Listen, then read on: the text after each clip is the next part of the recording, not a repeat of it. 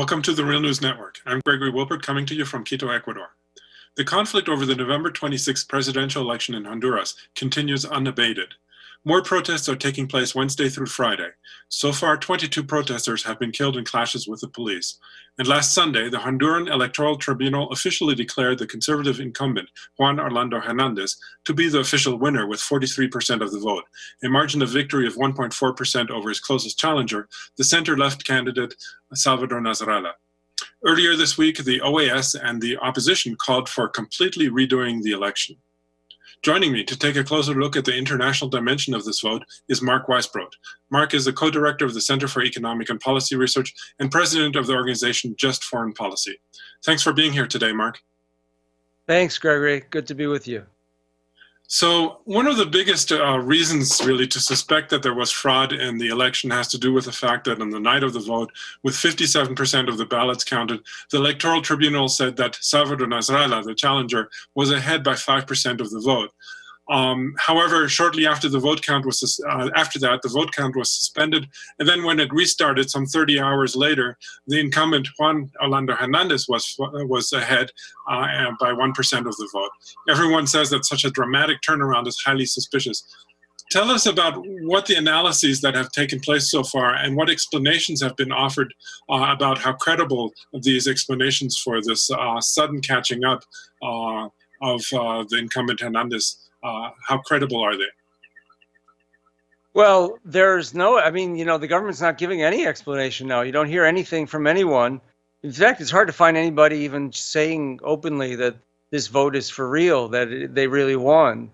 They're just establishing themselves as the winner. So originally, the government said, well, all these votes came in when the vote shifted from this lead that you mentioned for the opposition to a huge lead for the government after the shutdown of the vote results. They said it was because they came in late from rural areas. The ones who were coming in later were from rural areas, and that's where Juan Orlando Hernandez had support. But The Economist magazine just looked at the numbers and showed that there was absolutely no correlation between rural areas and this shift in the vote count. So they didn't say that much after that. Now there's no explanation. And I want to emphasize that as a statistical matter, if they don't have that explanation, it just really can't happen randomly. It's billions to one, at least, against the probability of that happening. So nobody could believe that. There has to be a geographical explanation, and they don't have one, and they're not offering them one. And they gave an 8-page response to the OAS report, which questioned this result, and they did not even mention any explanation for how this happened. So just yesterday, the president of Mexico, Enrique Peña Nieto, despite all of these challenges, congratulated President Hernandez for his re-election. I think I just now also saw that the Israeli ambassador to Honduras also issued congratulations. Now, again, as I said, despite all of these challenges to the vote and the calling for a new vote, how significant is it to have these governments recognize the result? And do you expect other governments to follow suit? And if they do, what would that mean for the election result? Well, you can see this has happened many times, like the 2006 election in Mexico, or other international events where the United States wants to gather support for its position. This time it's been more transparently obvious than previously, because you had a Reuters report that the U.S. government actually coordinated the Mexican government's recognition, and then the U.S. government said, "Oh, we're going to follow Mexico and also recognize this election." And the U.S., the Trump administration didn't even mention that the OAS was calling for new elections in their own statement. So it's very clear. Obviously, well, we knew this anyway, right? It's very much, in many ways, it's a repeat of the 2009 military coup. Only in that case, nobody could recognize that. So the United States pretended that it didn't accept the coup until it did. And in this case, it's very obvious they're organizing. The U.S. is organizing its allies to congratulate the government. And the problem you have, of course, is this time the OAS Secretary General has put out this statement, an OAS report, saying these elections are not credible, calling for new elections. But I think what the strategy of the Trump administration, what they're betting is that Almagro, who's been a very tight ally of the Trump administration on foreign policy in this hemisphere, that Almagro will just let it go. He did something similar, when there was the coup in Brazil in 2016, the parliamentary coup. He wrote a very strong letter saying that this was really against the Brazilian constitution and it was unjustified, the impeachment proceedings, they didn't have a crime and so on. And then he just forgot about it altogether. And I think they're hoping, and there's a good chance that he will just kind of forget about this. He did appoint two people, former presidents, Colón from Guatemala and Quiroga from Bolivia, to try and negotiate with both parties in Honduras with the result of trying to get a new election. But I could easily see him just dropping it. Yeah, I was actually going to ask about the history, really, of the OAS in this regard, because they tended to ignore also the fraud, or the apparent fraud, that occurred in Mexico in 2006 and then in Haiti in 2010. So this seems to be, he's playing a slightly different role here, I have the feeling.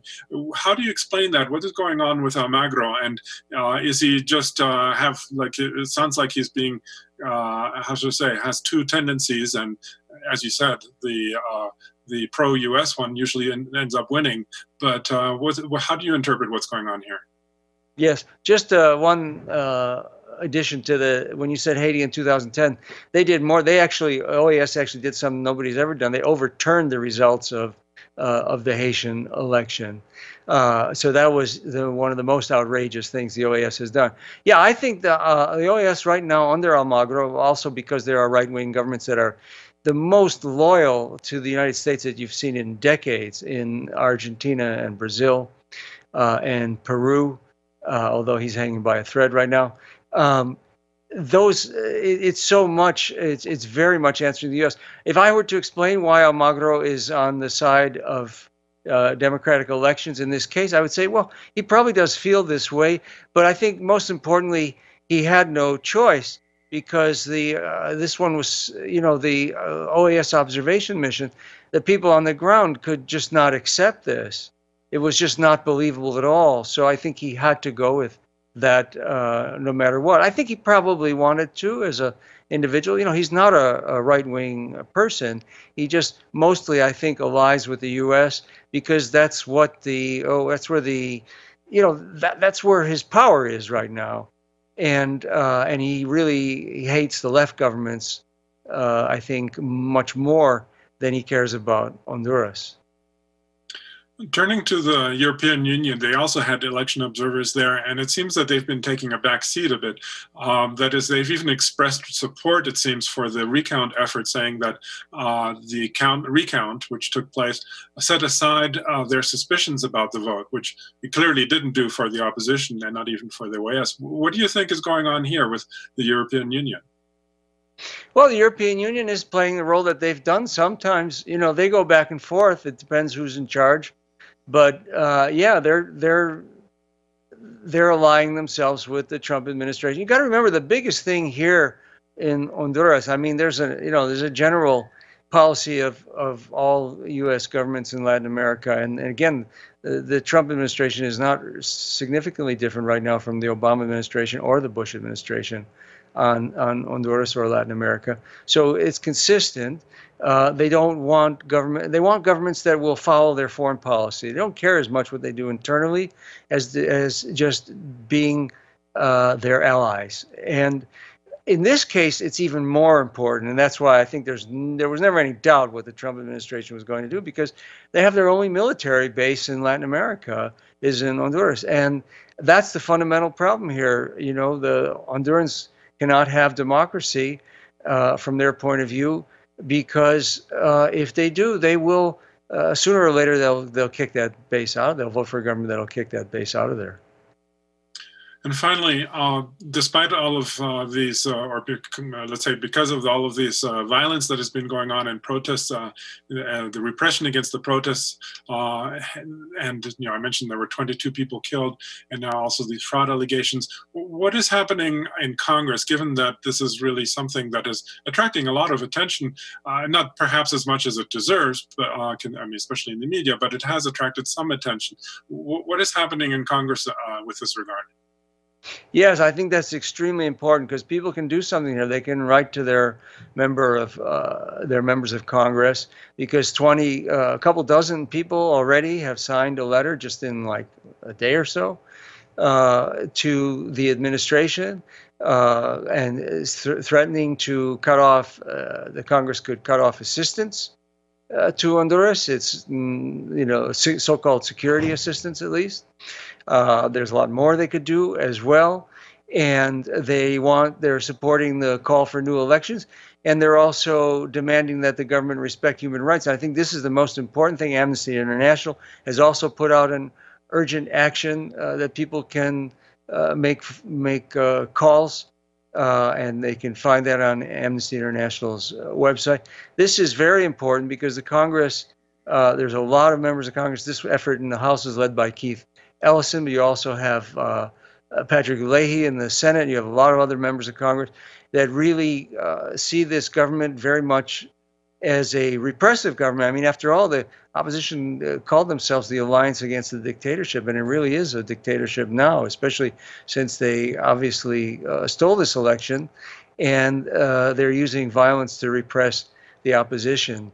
And so I think people can contact their members of Congress and try and get them to sign on to this. That would be one of the most important things, as well as the Amnesty Urgent Action Alert. Okay, great. Well, we're going to continue to follow this, of course. I was joined by Mark Weisbrot, co-director of the Center for Economic and Policy Research and president of the organization Just Foreign Policy. Thanks again for being here, Mark. Thank you. And thank you for joining the Real News Network. If you like the news and analysis that we provide, please don't forget to donate to the Real News Network this holiday season.